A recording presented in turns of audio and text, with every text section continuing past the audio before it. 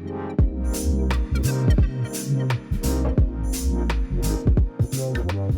right, let's get right into it. Welcome, everybody, to another episode of JCF. November is always such a special month. I'm biased, but it happens to be my birthday month.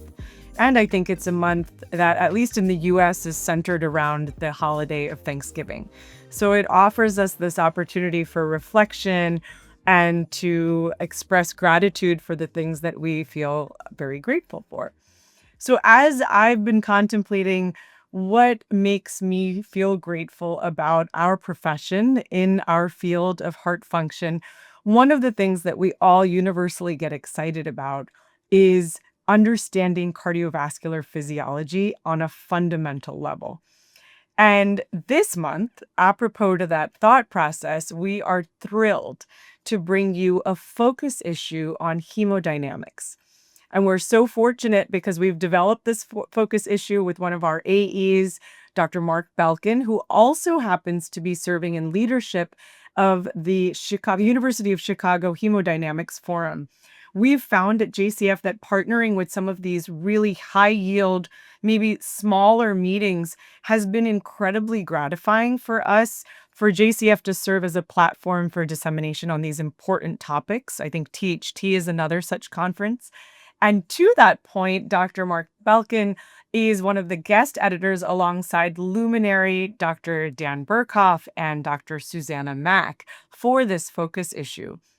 I think what makes me so excited about it is that hemodynamics remain just at the core of what we own in the heart failure space, especially as we have all these conversations about, what does the heart failure clinician do or own? I think it defines how we interpret circulatory dynamics, how we assess disease severity, how do we tailor our therapies and assess whether they're working for our patients. And so this particular issue spans that spectrum from physiologic insights to clinical application and really emphasizes why the hemodynamic assessment continues to be so important for us as a field and for how it may really drive better outcomes for our patients.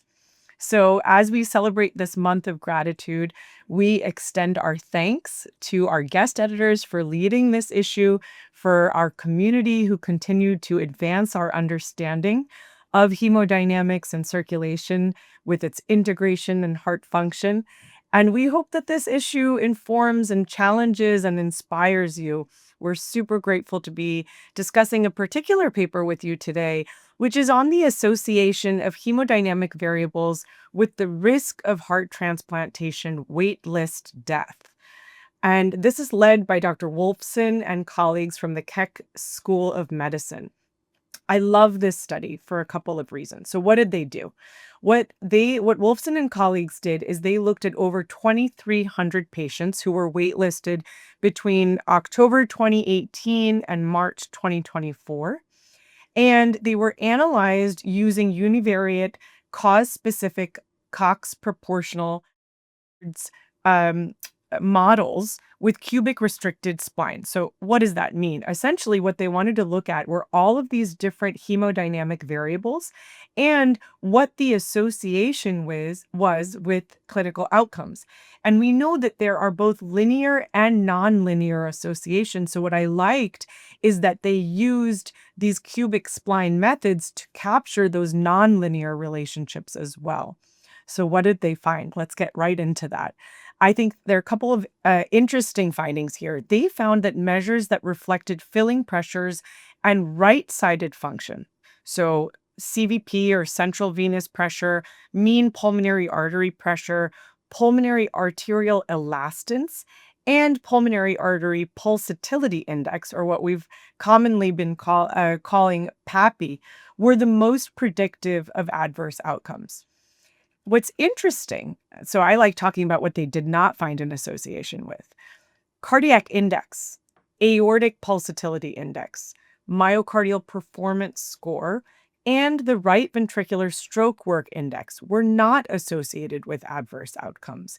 So And particularly, remember, this is death or deterioration while awaiting transplant. And these were patients who were status 1 to status 3 on the transplant list. Why I think this is innovative, I think that, as I mentioned before, the fact that they were able to apply these flexible spline models to uncover both linear and nonlinear relationships showed that there were certain threshold effects for PAPI and for LV cardiac power output. And then there were continuous risk patterns for others. So what do I mean by that? So there were linear associations, like I said, with CVP, mean PAP, arterial elastance, pulmonary artery compliance, and LV stroke work index. There were trends with systolic blood pressure and pulmonary capillary wedge pressure. Where there were nonlinear associations and that were statistically significant were the PAPI, as I mentioned, and the cardiac output of the left ventricle, with trends of mean arterial pressure and the CVP to wedge ratio. So, what can we do with this? I think that the real world challenge will be implementing these more, I'd say, advanced metrics, especially as temporary and durable mechanical circulatory support become more standard for more and more candidates, as we're certainly seeing. I think to incorporate these variables is going to be the real world challenge, and we'll have to see how that pans out.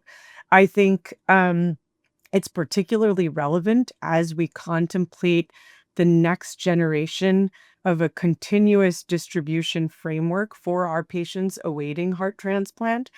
And I think that this paper ideally aligns with our focus issue on hemodynamics because it really exemplifies that quantitative physiology can directly inform precision in heart transplant allocation. And it's a really powerful reminder for us that understanding hemodynamics is not just this academic exercise. We often see that in the CCU. It's like, really, what is this? How does this really matter? We know that the cardiac index isn't going to predict whether this patient, may die out of hospital. But we know that the VO2 max on cardiopulmonary exercise testing, for example, will. So how do we contextualize the hemodynamics with respect to those individuals waiting for heart transplant? And so I think it challenges that assumption that assessing hemodynamics is really this academic exercise. So we have to remember, of course, these are associations. These are not predictors. We can't speak to causality in these kinds of studies, but they are important. I think particularly understanding that cardiac index lacks prognostic value.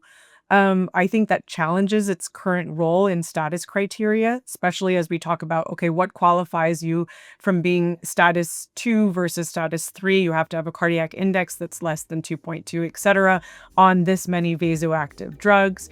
So maybe we need to incorporate different hemodynamic parameters in this next iteration. All right, well, that's it for episode 4. Thank you so much for tuning in. I hope you'll check out this article as well as the rest of this focus issue. And we'll be back next month with another conversation. So just remember to stay curious with JCF.